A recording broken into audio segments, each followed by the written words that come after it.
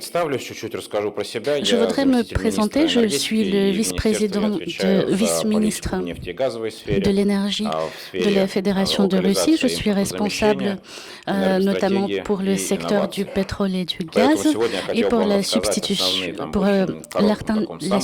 des exportations dans ce secteur. Je voudrais parler des différentes perspectives pour le secteur et des différentes possibilités de coopération entre la Russie et la France, des choses où il y a un potentiel de coopération qui peut être profitable pour tout le monde et le dialogue doit être ouvert. Si on regarde le monde d'aujourd'hui du point de vue des hydrocarbures et des points de vue du mix énergétique, nous pouvons faire la conclusion très claire, celle d'être aujourd'hui devant un croisement de chemin. Comme vous savez, dans notre secteur, les cycles sont longs, de 10 à 15 ans. Donc, quand vous prenez une décision, vous devez être sûr parce que cela vous engage sur des durées longues. Aujourd'hui, il y a beaucoup de pronostics sur le mix énergétique russe d'ici 15 à 20 ans. Il y a une école de pensée qui dit que l'énergie des hydrocarbures va composer 75% du mix énergétique dans 15 à 20 ans. Aujourd'hui, c'est 85% pour comparer. Il y a une autre école de pensée qui dit que les nouvelles énergies vont exploser et que dans 20 ans, leur proportion dans le mix énergétique peut atteindre 35 à 40%. Entre les deux scénarios, comme vous le voyez, il y a un véritable fossé, mais ce qui les unit, c'est que la rente qui provient des ressources pour les pays qui ont des hydrocarbures et qui peuvent retirer cette rente pour investir ailleurs dans le pays, ce dont on est sûr, c'est que cette rente va diminuer. Je pense que tout le monde va être d'accord là-dessus. Donc, dans 15 à 20 ans, la question, ça sera qui sera celui qui vendra leurs ressources en pétrole, en gaz sur le marché? Qui va les vendre? Les gens ne vont pas renoncer aux hydrocarbures, mais la question, c'est à qui ils vont les acheter. La réponse est très simple. C'est le producteur qui sera le plus efficace, qui arrivera à vendre le mieux, celui qui arrivera à créer les bonnes technologies, qui aura les bonnes conditions financières pour cela. La Russie fait partie des 10 plus grands pays en réserve de pétrole et dans les 3 premiers pays en réserve de gaz. C'est un énorme avantage concurrentiel pour nous. C'est l'Union soviétique qui a découvert tous ces gisements et nous profitons de ces gisements. Bien sûr que l'héritage, ce n'est pas éternel, les réserves s'épuisent, nous devons puiser plus profond, nous devons aller dans des régions plus difficiles et pour cela, nous avons besoin de technologie. Donc la première chose sur laquelle je voudrais accentuer votre attention, c'est les domaines de possible coopération avec les majors du secteur, comme Total, qui est un partenaire de la Fédération de Russie. Nous devons travailler sur les technologies d'extraction de ressources difficilement récupérables, en pétrole et en gaz. Aujourd'hui, on peut dire qu'on a parcouru un grand chemin en 5 ans pour la fracturation des couches, pour les systèmes dirigés par les rotors, pour toutes les technologies et tous les systèmes qui sont nécessaires à l'extraction du pétrole.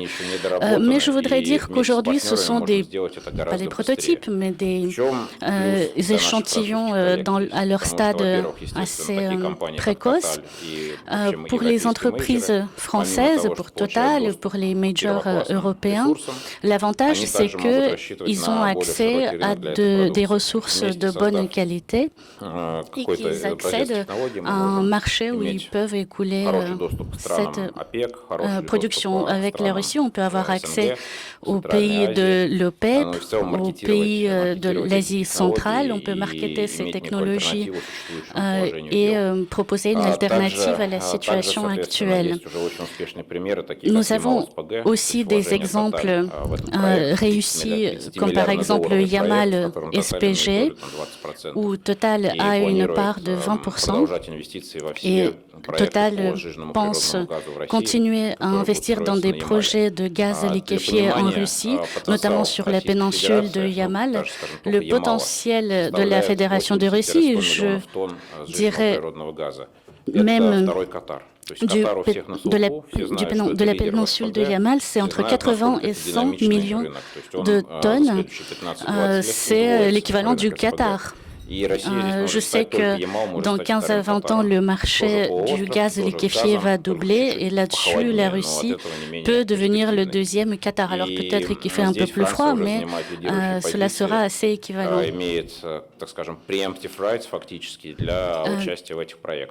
La France a un preemptive rights pour la participation dans ces projets, mais ce n'est pas tout. Nous avons aussi un grand potentiel de pétrole dans cette région, en Sibérie occidentale, pour le travail avec des gisements équipés. C'est l'avenir du marché de l'énergie pour les 15 à 20 ans à venir. Nous sommes prêts à accorder des conditions fiscales avantageuses pour faire en sorte que pour les entreprises, ce soit rentable et profitable d'exploiter les gisements, parce que pour les barils de pétrole qui sont consommés, on veut bien sûr que ce soit notre pétrole à nous qui soit consommé et utiliser la rente qui vient de là pour notre population, parce que nous savons que dans 15 à 20 ans, si ça se trouve, cela ne va plus être utile. Peut-être que la demande ne sera pas aussi forte. Donc nous, on est intéressés d'utiliser le pétrole aujourd'hui, celui qu'on a, de l'utiliser aujourd'hui. Et les ressources qu'on peut en tirer, on va les utiliser pour diversifier l'économie du pays. C'est l'un des fondements de notre pays. C'est donc la monétisation de nos ressources. Je veux bien sûr parler aussi du climat d'investissement dans notre pays et de la fiabilité de la Russie en tant que fournisseur. Je pense qu'il faut regarder l'histoire, il faut garder le sang-froid, il faut voir l'historique et l'évolution, l'histoire de la Russie et construire vos pronostics sur ce qui s'est passé jusqu'ici. Si vous regardez, la Russie n'a jamais interrompu le supply du pétrole sur le marché européen. Même quand il y avait la guerre en Afghanistan, l'Union soviétique a continué à fournir le pétrole et le gaz. Même à l'effondrement de l'URSS, on a continué à fournir. Quand on a eu des crises en 2008, nous n'avons jamais interrompu notre supply en pétrole et en gaz sur le marché européen. Même lorsque des sanctions ont été adoptées à l'encontre de la Russie n'a jamais arrêté de fournir le gaz et le pétrole. Donc on ne peut pas parler de l'absence de fiabilité de la Russie parce qu'il suffit de regarder l'histoire pour contredire cet argument. Donc je voudrais vraiment accentuer votre attention là-dessus. Effectivement, il y a eu des moments difficiles sur le secteur pétro-gazier, mais si on regarde cela la tête froide, c'est le résultat du chantage de certains transiteurs. Donc on voudrait montrer avec les faits que les investissements faits par les investisseurs étrangers en Russie, malgré la situation politique internationale, les investissements ont toujours eu la possibilité d'être amortis, de retirer des profits. Mais en ce qui concerne donc le côté fiscal, c'est un domaine assez contradictoire. Nous-mêmes, on est parfois en opposition avec le ministère des Finances. Mais si on regarde regarde ça à la tête froide, je peux dire que dans les 15 à 20 dernières années, les décisions qui ont été prises dans l'économie fiscale, alors bien sûr, on veut toujours vouloir plus pour le secteur, pour son développement, mais en gros, si vous regardez l'état du secteur, vous pouvez voir que la situation est assez équilibrée, malgré le fait que dans les dernières années, les agences prédisent la diminution de la production du gaz en Russie. Cela ne se produit pas. Au contraire, cela augmente et on a le potentiel pour continuer à augmenter ce potentiel. Alors bien sûr, à l'avenir, à un moment, il arrivera un moment où on va être obligé de ralentir les rythmes, mais je pense qu'on va réussir à éviter cela à l'avenir. Donc, le gouvernement veut faire en sorte qu'on soit compétitif comparé à nos collègues étrangers. Avant de passer aux questions et réponses, c'est une thématique que je ne peux pas éviter, malheureusement, c'est la politique des sanctions. Là-dessus, je voudrais surtout dire que le fait que les sanctions qui endommagent les perspectives, qui endommagent la perception des pays producteurs, c'est pas, il n'y a pas un lien direct, mais si vous pensez à la Chine, à l'Inde, aux pays d'Afrique qui pensent aux choix qu'ils auront à faire pour les énergies à utiliser, tout le monde comprend qu'ils ne peuvent pas choisir seulement les énergies renouvelables. Les pays choisissent le charbon ou les hydrocarbures.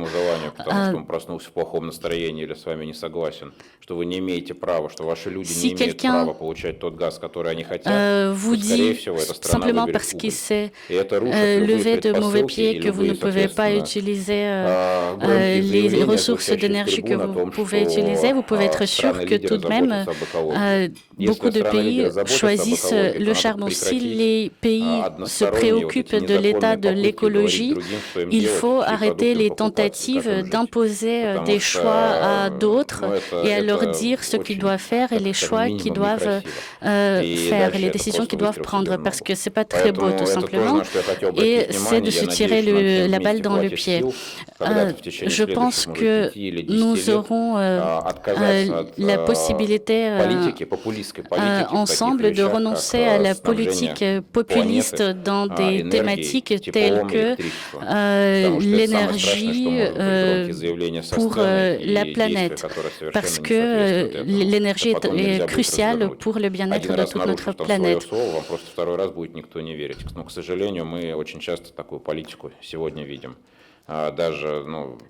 Даже внутри, к сожалению, формирований и образований, которые казались монолитными и лидирующими в мире, как Евросоюз, мы это видели с Северным потоком.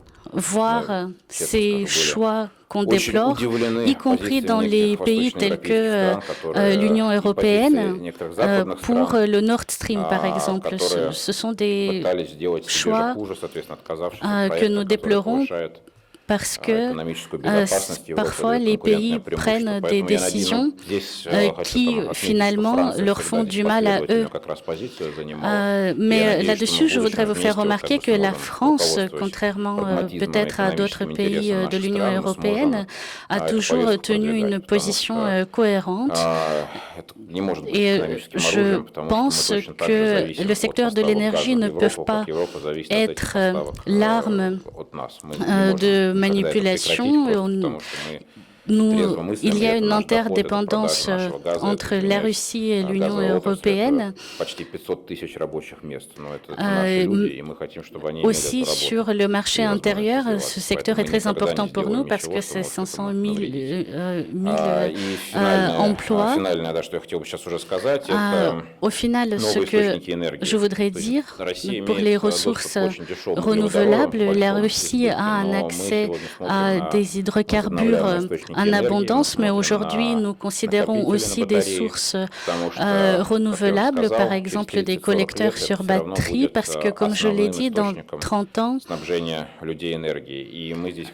cela sera présent dans le mix énergétique dans une plus grande proportion et nous voulons être au point, nous voulons avoir assez de compétences pour être présents aussi sur ce marché-là.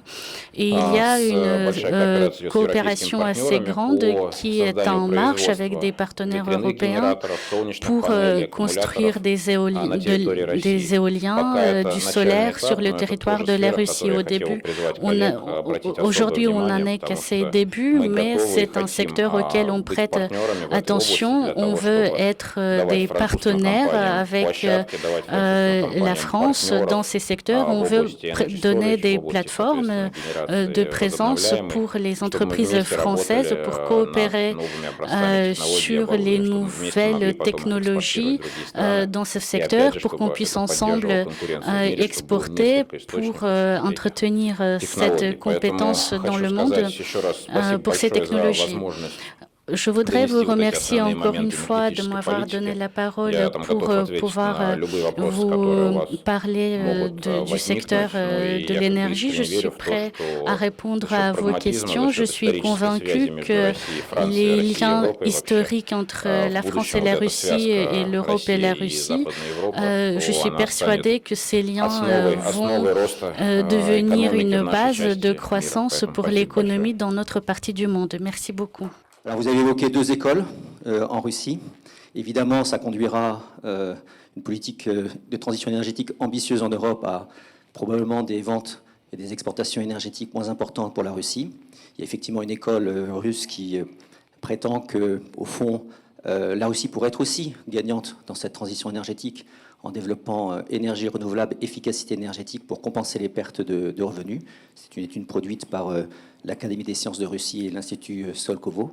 J'étais intéressé de savoir, au fond, quelle était votre vision de cette ambition potentielle pour la Russie et plus concrètement, en termes d'efficacité énergétique et de renouvelables, les cibles que la Russie pouvait se déterminer, non pas à 25 ans ou à 30 ans, mais déjà à 2030, à un horizon qui, pour nous, potentiellement investisseurs, fera sens pour pouvoir développer capital et équipe dans un pays qui a un potentiel considérable.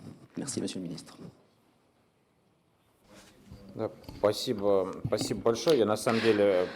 Merci beaucoup. Avant de commenter votre propos, je voudrais ajouter qu'il y a le vice-ministre de l'économie, Azar Talibov, à table. Pendant qu'on mène la discussion, vous pouvez lui poser des questions à lui parce qu'on coopère très étroitement. Il va bientôt partir, peut-être par rapport à ce qu'il m'a dit, mais vous avez cette possibilité de lui parler également aujourd'hui. Vous avez peint un portrait très juste de la situation actuelle, surtout vous avez parlé de Skolkovo, effectivement c'est notre leader technologique, vous avez attiré l'attention sur l'étude de l'effet de la transition envers les ressources renouvelables. Nous voulons non seulement étudier les effets de cette transition, mais nous sommes aussi prêts à accorder des avantages fiscaux aux entreprises qui veulent s'en occuper. Nous sommes prêts à regarder la rentabilité qu'il faut, la rentabilité nécessaire pour ce que les producteurs qui produisent de l'éolien chez nous ou le solaire pour que leur production soit assez rentable pour les investisseurs, pour qu'ils soient installés en Russie. Nous utilisons le mécanisme de DPM. C'est un mécanisme qui garantit une certaine rentabilité aux stations pour stimuler ce secteur. Du point de vue de l'économie, aujourd'hui, les ressources renouvelables ne nous donnent pas d'avantage parce que nos hydrocarbures sont moins chers en tant que source d'énergie. Mais je suis tout à fait d'accord avec vous, dans 30 ans, ce sera la base du mix énergétique. Nous voulons une coopération dans la production de l'énergie venant de sources renouvelables, éolien, solaire, et c'est déjà aujourd'hui aujourd'hui qu'il faut créer des compétences. Nous n'avons pas un très grand marché, mais cependant, nous avons des mécanismes pour le soutenir. Et je voudrais appeler à la coopération. Donc, ce que je disais au sujet de Total, je voulais ajouter que on va dans notre bureau de Moscou discuter avec eux de notre coopération. Et je vous invite à vous joindre à nous. Nous sommes un ministère qui est prêt à fournir une plateforme pour les investisseurs étrangers, pour les investisseurs français, pour qu'ils puissent communiquer et trouver mutually beneficial, le bénéfice mutuel. La Russie a des programmes de développement sur cette nouvelle science qui est justement l'utilisation du CO2 par une combinaison avec d'autres molécules. Ça peut être de l'hydrogène, ça peut être d'autres choses. Donc l'utilisation du CO2 qui advient de matière première et qui est utilisé autrement que comme gaz qui permet de sortir plus de pétrole des puits. C'est une question très juste. Je vais aussi parler de l'accord de Paris quand je vais répondre à cette question et aussi du climat. Avec le ministère du Développement économique, nous menons un travail d'ampleur sur ce domaine et nous avons une approche pragmatique. Nous comprenons qu'aujourd'hui, si vous regardez ce qui se passe avec l'accord de Paris, les buts qu'il y a devant les pays, vous pouvez voir que la Russie sera l'un des pays pas très nombreux par rapport aux résultats et au délai des accords de Paris. Mais ce sera l'un des pays, l'un des rares pays qui va respecter l'accord de Paris et qui va réussir à diminuer le CO2, les émissions. Aujourd'hui, il y a beaucoup de moyens de manipulation des données qui sont la base de l'accord de Paris, notamment c'est les coefficients de conversion en CO2 équivalents et la capacité d'imprégner des forêts. Nous comprenons que nos forêts sont les plus grandes dans le monde et bien sûr elles capturent beaucoup plus de CO2 que les forêts allemandes. Mais on ne sait pas pourquoi, dans les calculs, la situation est présentée différemment. Nous avons peut-être commis des erreurs dans les technologies que nous utilisons, mais nous n'allons pas laisser les choses en l'état actuel. Nous allons augmenter. Nous pensons que ce n'est pas très juste qu'on dise que les arbres russes n'ont pas la même capacité d'absorber le carbone que les autres forêts. Si on considère que c'est les mêmes forêts partout, alors les résultats seront que la Russie a déjà réussi à respecter l'accord de Paris. Pour le méthane, il y a plusieurs experts qui se réunissent et qui décident de la manière de convertir les émissions de méthane en équivalent CO2. Dans les dernières années, ça a été multiplié par 3 et certains veulent le multiplier encore par 4. Et bien sûr, cela va aussi changer les résultats. C'est encore la politique qui s'immisce là-dessus. C'est pour ça que le jeu n'est pas très juste. Et si on regarde tout cela de manière juste, vous pouvez voir que le tableau en fait est très différent. Nous allons respecter les engagements pris à l'accord de Paris et nous comprenons que ces engagements doivent être respectés par tout le monde.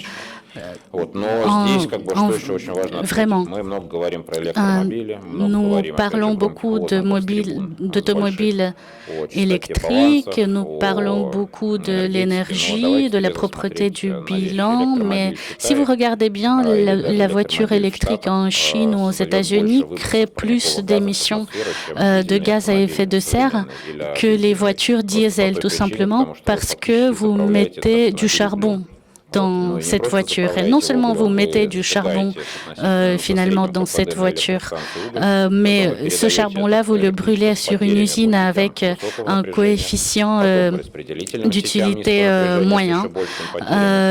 Vous avez aussi le fait que quand vous chargez les batteries et qu'après vous utilisez cette batterie, finalement il y a des pertes d'énergie et donc finalement il y a plus d'émissions de gaz à effet de serre qu'une voiture diesel. Si vous regardez les pays comme la France, le Norvège, le Portugal, ces pays-là utilisent pas mal de nucléaire, mais par contre, si vous prenez les pays qui utilisent du charbon, vous voyez que le charbon émet beaucoup de gaz à effet de serre. Si vous prenez en compte aussi la déforestation qui est utilisée pour produire ces technologies, le tableau est encore plus sombre. C'est pour ça qu'il faut ne pas regarder le marketing, il faut regarder les technologies de carbon capture, des technologies qui peuvent vraiment diminuer les émissions de gaz à effet de serre. Il faut des produits qui ne sont pas simplement marketés comme verts, mais qui sont vraiment capables d'améliorer la situation. Avec des pays comme l'Arabie saoudite, par exemple, nous réfléchissons à la manière dont nous pouvons le faire. Nous n'en sommes qu'au début de ce chemin. Nous n'avons pas encore de stratégie claire ou de plan clair pour parvenir à la situation où on utiliserait l'ensemble du CO2 qu'on émet, mais nous savons qu'il y a déjà des technologies dans le pétrogazier, par exemple la remise du gaz dans les roches et des technologies pour augmenter la récupération, le taux de récupération, les technologies de carbone capture, les technologies de stockage, mais on ne sait pas encore quoi en faire, des réserves ainsi stockées. Donc si vous avez des avancées là-dessus, si vous avez des technologies là-dessus, nous sommes prêts, notre ministère est prêt, avec le ministère de l'économie, de le regarder de très près, de manière privilégiée, pour en parler. Donc nous voulons non seulement respecter les engagements pris à l'accord de Paris, mais nous voulons réellement changer des choses pour ne pas que ce soit juste fait sur papier, mais pour que ça soit fait réellement. Oui. Bonjour mesdames et messieurs, monsieur le ministre. Union française des industries pétrolières. J'avais deux questions. La Russie a changé sa politique et s'est rapprochée de l'OPEP depuis 2 ans pour les coupures de production. Est-ce que vous pouvez nous expliquer pourquoi? Deuxième question, je crois que le président Poutine a parlé d'un prix du pétrole aux environs de $60 le baril, l'objectif de la Russie. Est-ce que vous confirmez, est-ce que c'est suffisant? Parce que ce n'est pas suffisant pour boucler le budget des pays de l'OPEP. Et puis troisième question, je crois qu'il y a beaucoup de Français qui sont présents ici qui pensent que l'Europe doit se rapprocher de la Russie pour des raisons historiques, pour des tas de raisons. Comment y parvenir, à votre avis? Merci.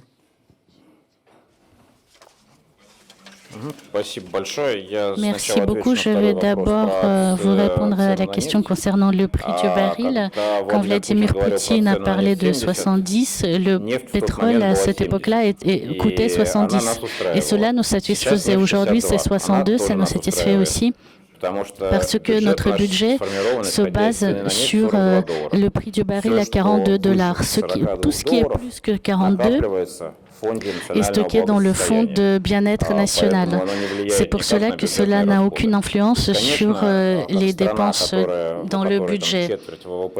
Bien sûr, en tant que pays où on a un quart des ressources qui dépend du secteur pétrolier, bien sûr, plus le prix du baril est élevé, mieux c'est pour nous. Mais si le baril sera à 100, je pense même 80, 85, on a une autre problématique, c'est le prix du pétrole sur les stations-service. C'est une question sociale.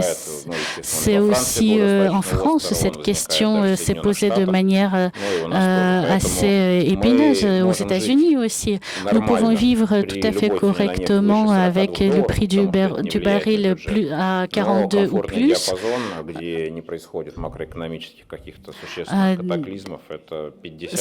De 50 à 70, c'est quelque chose qui est très confortable pour nous, pour les entreprises, qui permet d'éviter des micro-cataclysmes, qui est vraiment confortable pour nous.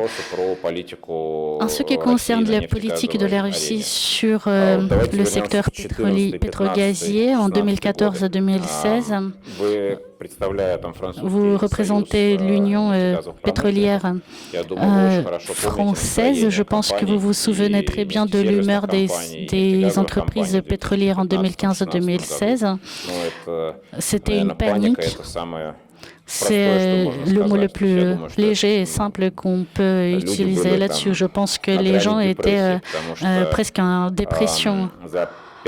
En 5 ou 6 ans de prix élevés, beaucoup d'investissements ont été faits pour les technologies de schiste, pour les technologies de production de gaz de schiste en masse, beaucoup d'investissements dans les projets en eau profonde, dans le golfe mexicain, et cette incertitude économique qui est apparue du point de vue du développement économique, ça coïncidait en 2014-2016. C'est pour ça qu'en 2014, on a eu une surproduction de pétrole de 2 millions de barils par jour. C'est seulement 2%, mais cela a fait baisser le prix de 70% et le prix est devenu à $27 en 2015.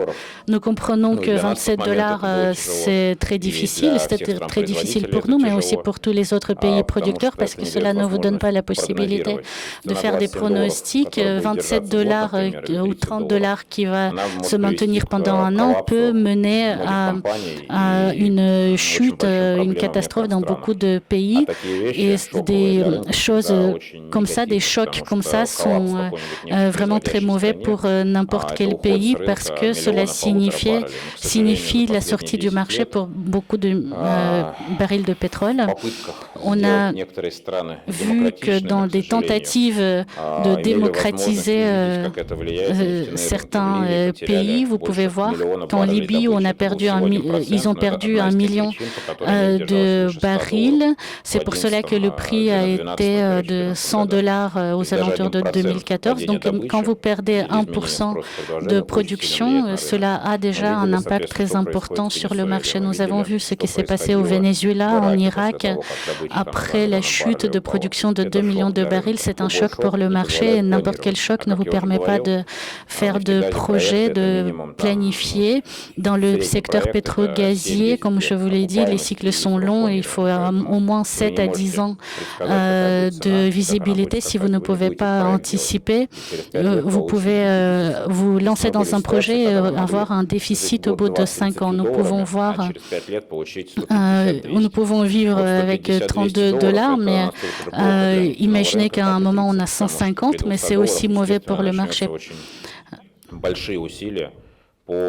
Parce qu'il y aura beaucoup d'efforts sur le remplacement d'énergie fossile vers les énergies non fossiles, parce que quand vous avez $200 de baril, n'importe quelle technologie qui n'est pas rentable aujourd'hui sera rentable, et cela conduira à la diminution de la demande en pétrole. Et je pense que cela ne coïncide pas avec les intérêts de n'importe lequel des acteurs d'aujourd'hui dans le secteur pétrolier. Nous nous sommes réunis avec les collègues de l'OPEP. Nous sommes mis d'accord que nous n'allions pas targeter le prix. Le prix n'a jamais été le but. Le but, c'était de donner la stabilité, parce que $30, c'est une anomalie. Nous voyons un certain nombre de positions ouvertes sur la bourse. C'était un nombre de records. Les traders ne sont pas des gens très responsables. ils ouvraient des positions short, courtes, jusqu'à ce qu'il y ait un collapse. Donc c'est une stratégie couramment utilisée par les traders, mais c'est pas très bon pour le monde entier. Donc on a donné un certain soutien au marché quand on a dit que la Russie était prête à coopérer avec l'OPEP pour créer un certain plancher pour diminuer pour éviter à ce que le marché soit effrayé. Nous avons compris que nous pouvions intervenir avec l'Arabie saoudite et avec le marché OPEP. Ça a permis de diminuer la spéculation et aujourd'hui, parfois elle augmente un peu, mais elle reste dans des dimensions raisonnables.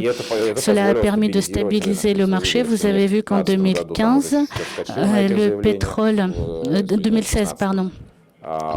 En 2017, quand on a conclu les accords, c'était un exemple sans précédent de discipline de la part de l'OPEP. Nous l'avons respecté et nous avons enlevé 2 à 2,5 millions de barils par jour du marché. Cela a permis de juguler la situation où on avait 300 millions de surproduction sur le marché et le marché est devenu plus sûr. Donc c'était notre but. On voulait éviter la survolatilité. Et dès qu'on a affaibli cette coopération, dès qu'on a augmenté la production, le marché tout de suite est allé de 80 à 40, là encore parce qu'il n'y a plus la sûreté. Donc le marché aujourd'hui est beaucoup plus sûr qu'il y a 2 ou 3 ans parce que le prix n'a pas été justement trop élevé et les projets non rentables n'étaient pas lancés. Le schiste continue à augmenter, mais si vous regardez les dernières statistiques des derniers mois, le rythme de croissance ralentit, il est à peu près, il se trouve au même rythme et même ça baisse un peu. Schlumberger, si vous regardez les appels de conférences, Schlumberger est très lié à la France. Je pense que vous savez que Schlumberger a un point de vue assez pessimiste, des pronostics assez pessimistes sur les puits de schiste, sur les gisements de schiste, à peu près de 14% la première année, parce que si vous ne forez pas beaucoup de puits, cette chute peut être très rapide. Et aujourd'hui, nous voyons que le rythme de forage ralentit. C'est pour cela que, au bout de ces années, nous sommes persuadés que la coopération avec l'OPEP a été juste, c'était le bon choix. Cela a montré au monde la réalité alternative quelque part, parce que personne ne pensait que la Russie et l'Arabie saoudite pouvaient se mettre d'accord, se mettre à table et se mettre d'accord et travailler ensemble. Mais si vous y pensez, l'Arabie saoudite se trouve dans des conditions idéologiques assez semblables. Et nous ne dépendons pas de technologies importées, ni eux ni nous. Nous voulons qu'un autre homme venu d'outre-mer nous dise ce que nous devons faire. Et je pense que le monde sera meilleur lorsqu'il sera multipolaire, parce qu'un monde unipolaire, ça fait peur quand vous dépendez de l'opinion d'une personne et que vous êtes dépendant. Nous ne le voulons pas et nous avons fait cette coopération. Nous avons eu de cette coopération des projets technologiques, des centres d'investissement dans Skolkovo, auprès de l'université de Moscou, la société Sibour. Donc, ils regardent des projets de gaz liquéfié naturel, non seulement à Arctica et SPG2, mais aussi d'autres projets. Ça a l'air énorme, mais je pense que c'est vraiment une avancée parce que le monde a pu voir que de nouvelles unions pouvaient se former et si nous montrons que nous pouvons nous représentons un quart du marché, c'est l'Arabie saoudite et la Russie. Si on fait avec le Golfe, c'est plus de 30%. C'est vraiment un énorme marché, une énorme partie du marché du monde et il faut le prendre en compte. Toutes les compagnies leaders sur le marché doivent prendre en compte ce marché. Nous voulons participer dans cet agenda. Je pense que tout cela montre le fait que c'est une bonne question. C'est en quelque sorte la continuité de la première question. Notre intérêt est commun, la Russie et l'Europe, nous avons une histoire en commun de 500 ans ou plus. Malheureusement ou heureusement, nous n'avons pas d'autres pays qui soient plus proches de nous culturellement. Nous avons des cultures très proches qui ont exercé des influences l'un sur l'autre depuis 400 ans, 500 ans. Surtout la France a exercé une influence énorme sur la Russie et nous avons appris et nous avons pris beaucoup de choses de la France et nous vous en sommes reconnaissants. Je pense que les Russes aussi ont exercé une certaine influence sur la culture en France. Nous vivons sur le même continent, nous sommes reliés non seulement par les trains mais aussi par les tubes, par les pipelines. Aujourd'hui en Europe, il y a un vieillissement de la population, il y a beaucoup d'engagements sociétaux envers la population et c'est très bien, mais c'est le résultat aussi du travail des générations précédentes qui ont construit cette structure depuis 600-700 ans. Et on ne peut pas maintenir ce niveau de compétitivité éternellement parce qu'il y a des pays qui sont beaucoup plus calmes sur les questions d'engagement sociétaux. Par exemple, en Asie, nous pouvons voir des économies en plein boom qui s'occupent beaucoup moins du climat, qui s'occupent beaucoup moins de l'intellectualité, des droits intellectuels. Ils voient le bon niveau de vie en Europe et ils se posent la question pourquoi est-ce qu'on n'y aurait pas droit nous aussi. C'est un cycle historique, c'est un cycle de l'histoire. Si ensemble nous ne trouvons pas de moyens de trouver des moyens d'être plus compétitifs dans le monde, nous allons pas pouvoir leur donner la réponse pourquoi ils mériteraient moins ce niveau de vie. Donc c'est une réalité historique, le fait que nous devons coopérer, que nous devons travailler ensemble avec la France, l'Allemagne, l'Autriche, l'Espagne, donc la base de l'Europe pour rendre tout le monde plus compétitif. La Russie est entre l'Europe et l'Asie. L'Europe est un leader technologique aujourd'hui, mais cela ne peut pas durer éternellement parce que beaucoup d'experts dans les domaines de la mondialisation savent que beaucoup de personnes seraient prêtes à partir, à s'expatrier dans un autre pays pour recevoir un salaire plus important, des bénéfices, et donc ce sera difficile. Nous avons des énergies pas chères, nous avons un pont entre l'Europe et l'Asie avec le chemin maritime du Nord.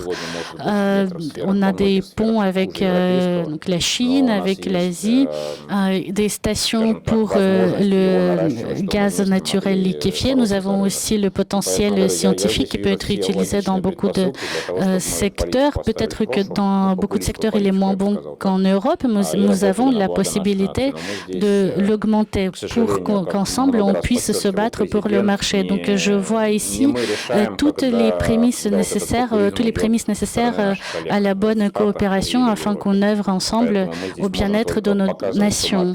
Comme le président l'a souligné à plusieurs reprises, ce n'est pas nous qui décidons de quand ce populisme partira aux États-Unis ou en Europe. Nous, de notre côté, nous pouvons seulement montrer que nous sommes ouverts. Je peux dire qu'aujourd'hui, on ne va pas commettre les mêmes erreurs qu'il y a 30 ans. Nous voulons qu'on ait les technologies communes. Nous sommes tout à fait prêts à les ouvrir.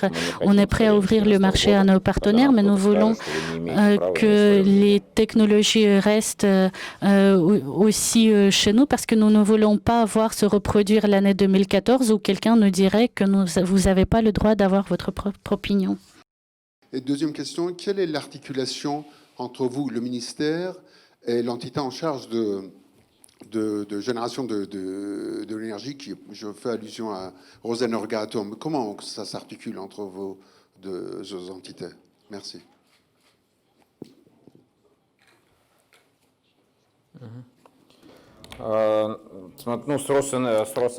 Avec Rosatom, nous avons de bonnes relations parce que Rosatom, c'est un conglomérat de sociétés.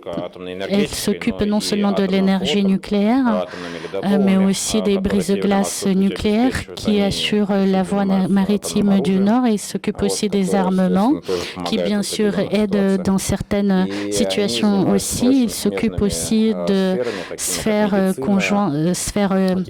qui sont à cheval, comme par exemple la médecine,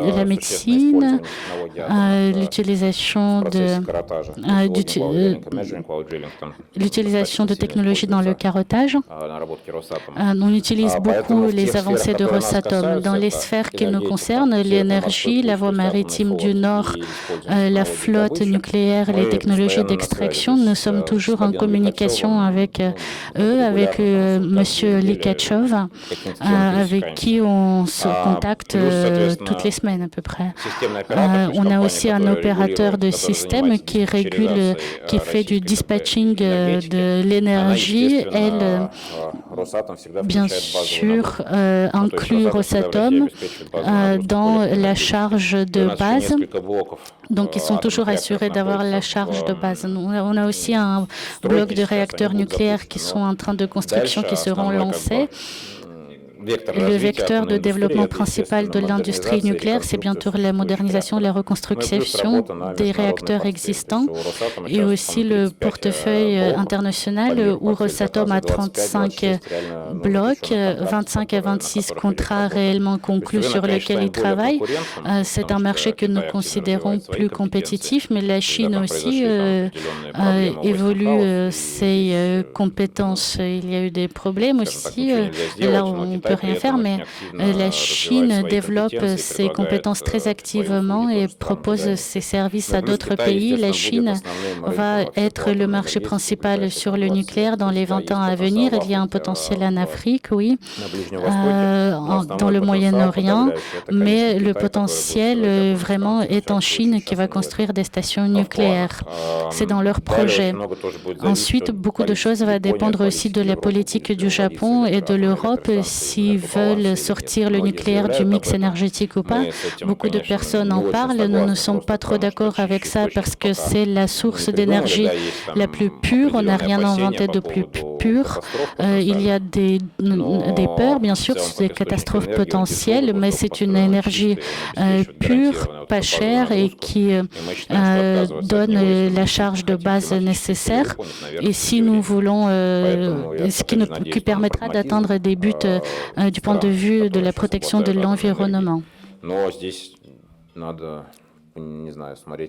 Il faut, je ne sais pas pour d'autres pays, mais il faut voir notamment la température de la société, parce que des fois, les mouvements populistes prennent le dessus.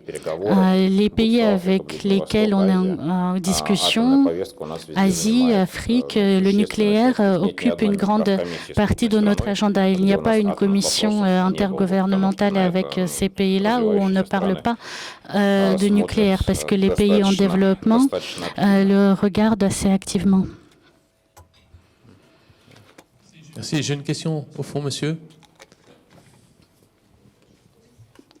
Bonjour, Monsieur le Ministre. Éric Molinier. Éric Molinier, filiale du groupe EDF, chargé des services énergétiques et des réseaux de занимаемся энергетической отраслью, отоплением в городах. L'énergie renouvelable en matière électrique, solaire, Вы говорили о солнечной энергии, о ветряной энергии. По отоплению также есть биомасса. Вы сказали, что лес очень много леса в России. А вы думаете о проектах, связанных с биомассой? Будете это использовать? Знаете, в отоплении Vous savez, pour le chauffage, à part la biomasse, il y a des choses dont je n'ai pas parlé, c'est l'efficacité énergétique. Parce qu'on peut économiser beaucoup plus si on modifie les réseaux électriques pour éviter les pertes énergétiques. En Russie, on a un pays assez grand et froid.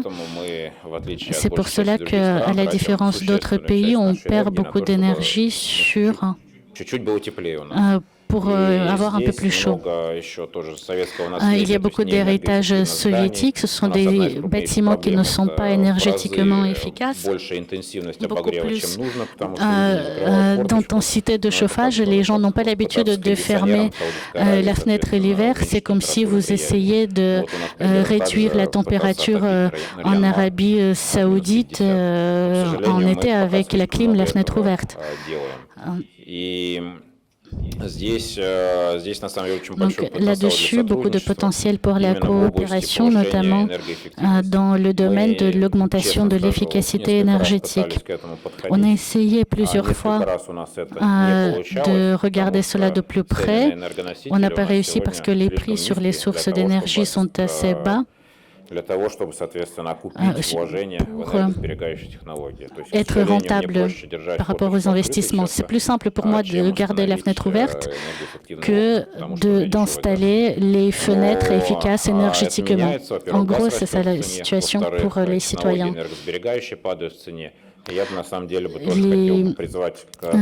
Je voudrais appeler à la coopération dans l'efficacité énergétique avec le ministère du Développement économique. On parle de cela aussi. Ils sont prêts à présenter une plateforme de dialogue pour cela. En parlant des forêts, j'utiliserai les forêts plutôt pour capturer le CO2 et non pas pour le chauffage des maisons. Parce que le gaz est une énergie plus efficace pour nous et la biomasse n'est pas dans notre agenda.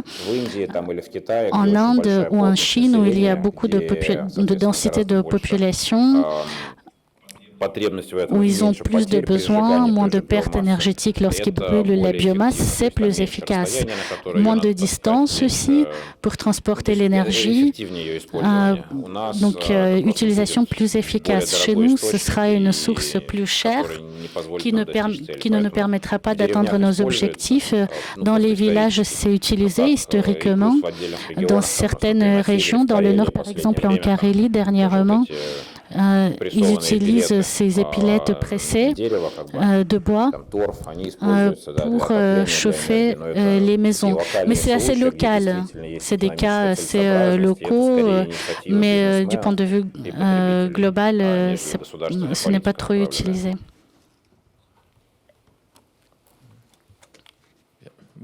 Monsieur le ministre, nous arrivons presque au terme. Pratiquement au terme de cette matinée d'échange. Donc je me permets de poser la dernière question, si vous m'y autorisez. Vu de Paris, vu de France, finalement, on a l'impression que la Russie se tourne davantage, en tout cas de plus en plus, vers la Chine. Et que cette évolution, finalement, vers le Grand Est se fait au détriment d'une relation privilégiée avec l'Europe. Alors, il peut y avoir de bonnes raisons. Je veux dire, vous évoquez les sanctions, vous évoquez un certain nombre d'environnements également qui peuvent conduire à regarder autour de soi, sachant que vous avez de grands voisins autour, bien évidemment. Mais au-delà de tout ça, comment cela se concrétise-t-il dans le domaine énergétique? On voit des pipes se créer, reliant la Sibérie à la Chine, à la Grande Chine. On voit également des investissements chinois venir et financer des développements d'infrastructures en Russie.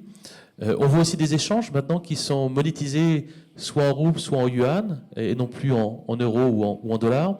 Comment vous percevez, au moins dans le domaine énergétique, cette orientation ou cet attrait peut-être réciproque entre la Russie et la Chine et qu'est-ce que ça veut dire aussi pour nous, Européens?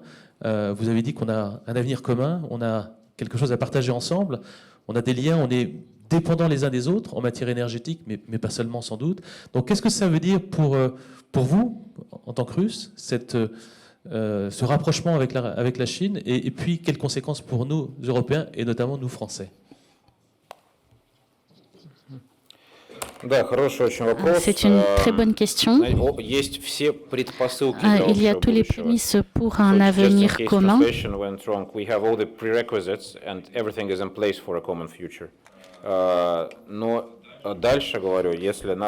Mais ensuite, si on est rejeté et si on ne veut pas être ami avec nous, on ne va pas s'imposer.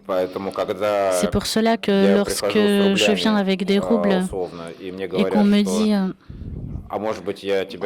je vais peut-être t'enlever du SWIFT, je vais peut-être pas te les échanger contre les dollars. Je n'ai pas très envie de rester dans une situation où je ne serai pas capable d'acheter des marchandises assez critiquement importantes pour moi. Certains produisent bien des chaussures, d'autres des voitures. Nous, c'est l'énergie. Si on ne peut pas convertir le flux monétaire dans la devise qu'on utilise pour acheter, on va bien sûr chercher des solutions alternatives et n'importe qui se trouverait dans cette position. Ces sanctions ne sont pas contre la Russie. Au final, c'est l'Occident qui perd beaucoup plus parce qu'il y a l'économie mondiale qui est la Chine. Dans quelques années, ce sera l'économie la plus grande.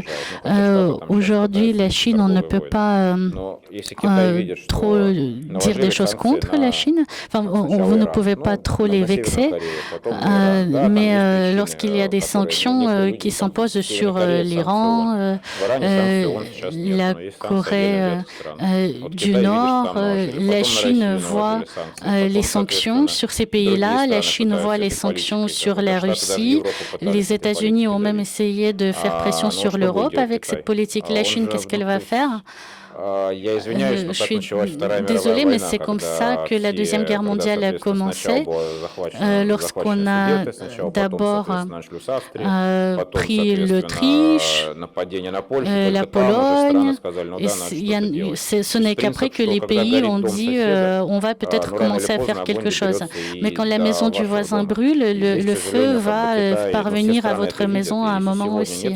Et les pays le voient. Et si aujourd'hui ils n'ont pas la possibilité de faire face à l'Occident. Il ne faut pas oublier que l'Occident, c'est 1 milliard de personnes, l'Europe, les États-Unis et le reste, 7 milliards ou 6 milliards et demi de personnes. Et du point de vue, si 1 milliard de personnes avant représentaient 80% de l'économie mondiale, aujourd'hui c'est 50%, dans quelques dizaines d'années, ce sera 30%, et les gens vont poser la question pourquoi on se fait dicter des règles. Je n'ai pas envie, j'ai envie de produire chez moi, je veux vivre mieux. Pourquoi j'ai 1 milliard de personnes en Chine qui vit avec $300 et le PIB dans les pays du milliard, et il est de 50 à 60 000 $. Si ce milliard européen ne cède pas, personne ne va l'aider.